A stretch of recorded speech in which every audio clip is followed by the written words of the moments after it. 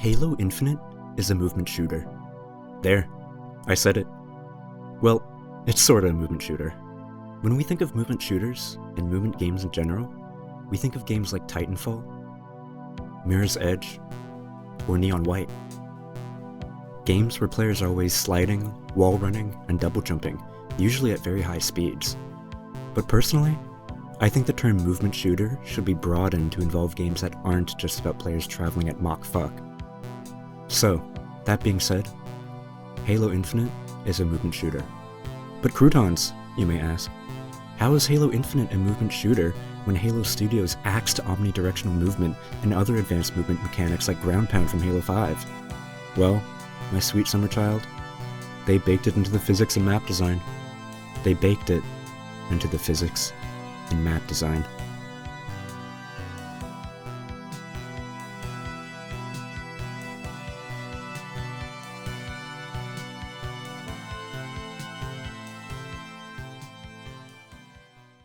Halo is a game series that has always involved taking advantage of gameplay mechanics, engine physics, and glitches to gain an edge over other players. All the way back to Halo Combat Evolved, we can see this take place with techniques such as grenade jumping,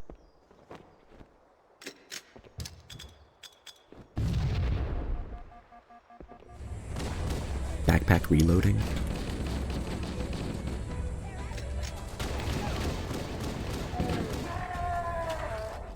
and weapon launching.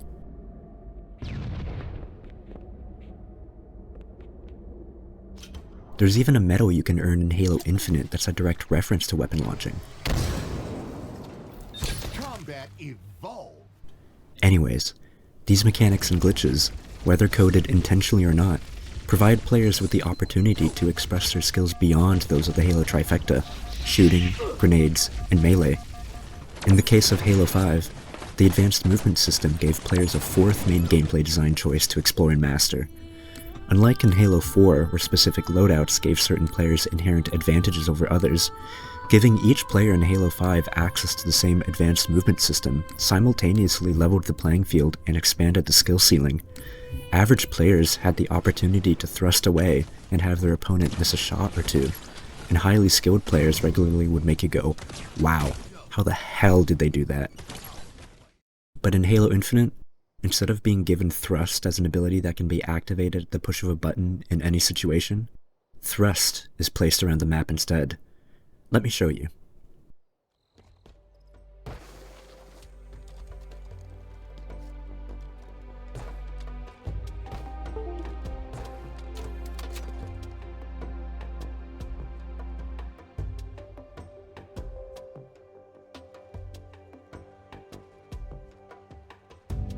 Pretty cool, right?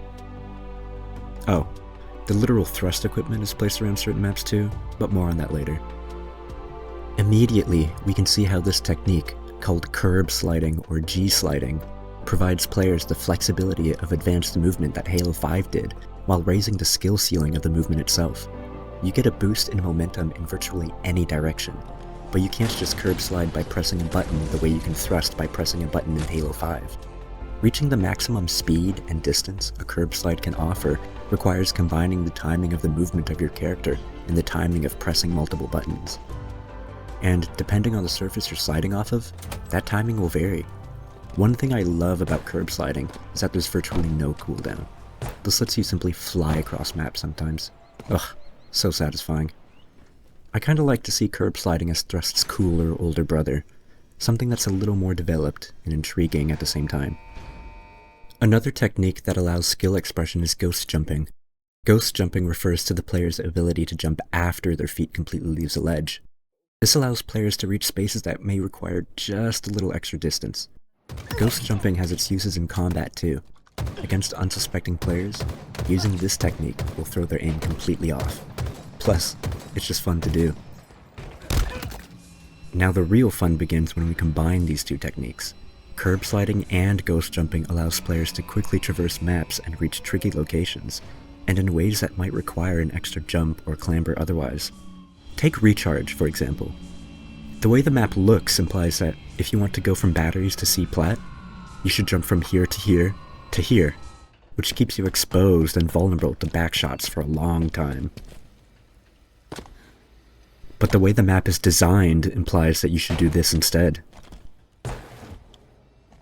In addition to getting style points, you also reach your location much faster, and arguably much safer as well. However, if you miss your timing, you're a sitting duck, worse off than if you had just made the 2 jumps instead.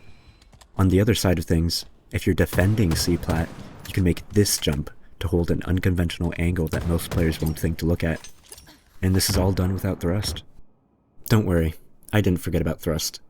On maps that feature this equipment, it changes the flow of movement in a way that feels significant and deliberate. Choosing to remove thrust as an inherent ability, and instead deciding to make it have limited uses, means that players must be strategic and intentional when they do have thrust, especially when curbs aren't available to slide off of to begin with. This is especially apparent with the remastered Halo 5 maps. On these maps, like Solitude and Interference, rest in peace, ranked Interference, thrust almost turns into a sort of quasi-power equipment, unlocking routes and advantages otherwise inaccessible.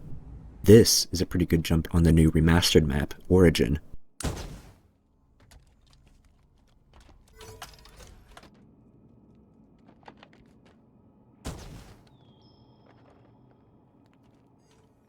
Of course, using thrust in combat is exactly the same as it was in Halo 5, except with the added context of ghost jumping, we can almost view thrust as a horizontal ghost jump, a quick, surprising burst of evasive movement that is intended to confuse the opponent. Don't even get me started on Infinite's grapple shot ability. This thing is designed and programmed immaculately. Out of all the mainstream games that also featured grapple shot abilities, Infinite's is unequivocally the best, the weightiest, the butteriest. And combining it with the slide, combining it with the physics of the game, makes traveling by Warthog or Mongoose almost irrelevant, especially in the open world of Infinite's campaign. And of course, we can't dismiss the grapple shot's effects on vertical movement either. Halo Infinite's level design is built around having multiple height levels to engage from, and the grapple shot enhances this design philosophy tenfold. Take Recharge's tower position, for example. While you can reach this power position through normal means, like taking the stairs or jumping up from the adjacent platform, or by skilled means, like hitting this jump on mid-bridge, players using the grapple shot can quickly traverse up there from almost any angle below. This creates a fascinating risk-reward dynamic where players must decide between taking the safer, more predictable route up, or attempting a faster, more exposed grapple shot play. The tower itself becomes not just a power position for its height advantage, but a focal point for showcasing movement mastery. Players who can consistently hit their grapple shots while maintaining momentum through slides and jumps gain a significant advantage in controlling this crucial part of the map. Oh, you noticed that jump up from mid-bridge, didn't you? Pretty sexy, right? Jumps like these are baked into the level and map designs as well, adding yet another way for skill to emerge due to those choices. These aren't just pieces of geometry that jut out for you to clamber onto, however. Without ghost jumping, tricks like these wouldn't be possible. And they have their advantages too. On Livefire, this jump right at the beginning of a match gives you a sight line on top mid much faster than a standard route, and lets you directly attack players at bottom tower later on in the game. There are other movement-related aspects of Halo Infinite that you can take advantage of. With a high enough aiming sensitivity, you can do slide cancels. Hitting a slide cancel forces the player model into a standing position, making you look like you're committed to one direction, when in reality, you're already looking at your opponent. Not convinced this is particularly skillful? Turn up your sensitivity and find out. But the movement story in Halo Infinite doesn't end in the arena. Of course, since advanced movement is a consequence of the physics system, this affects Halo Infinite's campaign as well, especially when using the grapple shot to traverse the world. Can you believe that the grapple shot was one of the most controversial pieces of equipment during development? As a world, Halo simply expanded in all directions. Halo Infinite is bigger, wider, taller than any Halo game before, and the lack of a grapple shot probably would have meant traversal would be more frustrating than anything. The grapple shot, combined with Infinite's physics, turns the open-world battlefields into a playground. Spartans can fly now. Suddenly, traversal became inconsequential, and combat encounters gained a new dimension and dynamic that's completely new and unique, yet completely Halo as well. For some reason, a grapple shot just makes sense in this game. You can grapple to vehicles, reposition instantly, escape from enemies, or swing back around to smack them once or twice. In Halo Infinite's campaign, the grapple shot feels nothing but good. So, maybe it's time we rethink what a movement shooter can be. Halo Infinite shows us that movement mastery isn't just about constant speed and abilities, but about understanding a game's physics, exploiting its environment, and expressing skill in unexpected and unique ways. And in that sense, Halo Infinite isn't sorta a movement shooter, it is one, redefined. Curb sliding, ghost jumping, and available equipment all contribute to a sense of fluidity and momentum that rewards skilled players who master these mechanics.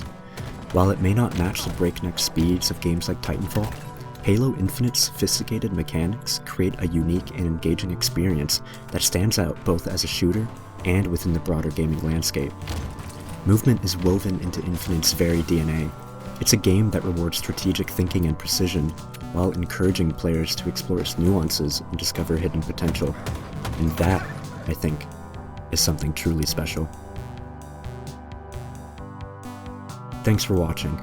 What do you think? Is Halo a movement shooter? Make sure to let me know your thoughts in the comments. And if you want to hear more about what I have to say about video games, consider subscribing.